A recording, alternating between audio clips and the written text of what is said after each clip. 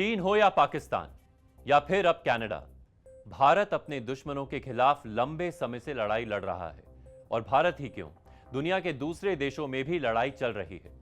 Ukraine रूस से लड़ रहा है, आर्मेनिया अजरबैजान से लड़ रहा है, इजराइल और पैलेस्टाइन आए दिन लड़ते हैं। दुनिया के हर हिस्से में कोई ना कोई लड़ाई लड़ी जा रही है।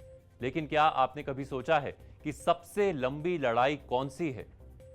आप शायद अलग अलग लड़ाइयों का जिक्र करेंगे, लेकिन वास्तव में सबसे लंबी लड़ाई पेट के लिए है, भूख के लिए है और रोटी के लिए है।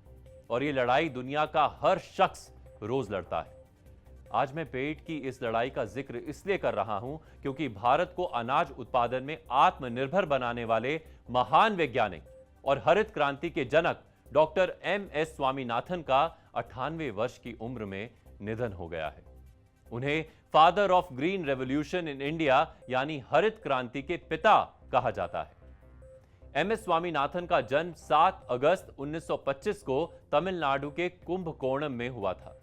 वो पौधों के जेनेटिक वैज्ञानिक थे और उन्होंने वर्ष 1966 में मेक्सिको के बीजों को पंजाब की घरेलू किस्मों के साथ मिलाकर गेहूं की उच्च पैदावार वाली किस्म तैयार की थी। वर्ष 1947 में जब देश आजाद हुआ तब अनाज की काफी ज्यादा किल्लत थी।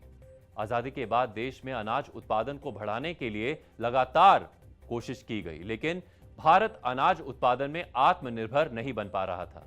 तब तत्कालीन प्रधानमंत्री लाल बहादुर शास्त्री ने डॉक्टर एम.एस. स्वामीनाथन के नेतृत्व में हरित क्रांति की शुरुआत की, जिसका असर यह हुआ कि भारत अनाज उत्पादन में आत्मनिर्भर बना। दुनिया में हमारी पहचान एक कृषि प्रधान देश के रूप में होने लगी और यह संभव हो पाया था डॉक्टर एम.एस. स्वामीनाथन की कोशिशों की बदौलत। कृषि उत्पादन में उनका योगदान अतुलनीय है। डॉक्टर स्वामीनाथन के निधन पर प्रधानमंत्री नरेंद्र मोदी ने भी दुख व्यक्त किया है। पीएम मोदी ने एक्स पोस्ट के जरिए उन्हें श्रद्धांजलि अर्पित की है। डॉक्टर स्वामीनाथन ने वर्ष 1943 में बंगाल के अकाल और देश में भोजन की कमी को देखकर कृषि के क्षेत्र में प्रवेश करने का निर्णय लिया था। उन्होंने जूलॉजी और एग्रीकल्चर दोनों विषयों में ग्रेजुएशन की थी। कृषि में उनके योगदान के लिए उन्हें वर्ष 1967 में पद्मश्री, वर्ष 1972 में पद्म भूषण और वर्ष 1989 में पद्म विभूषण से सम्मानित किया जा चुका है। स्वामीनाथन सिर्फ भारत ही नहीं, दुनिया भर में लोकप्रिय थे।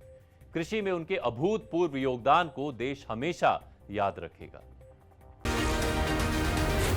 जी न्यूज़।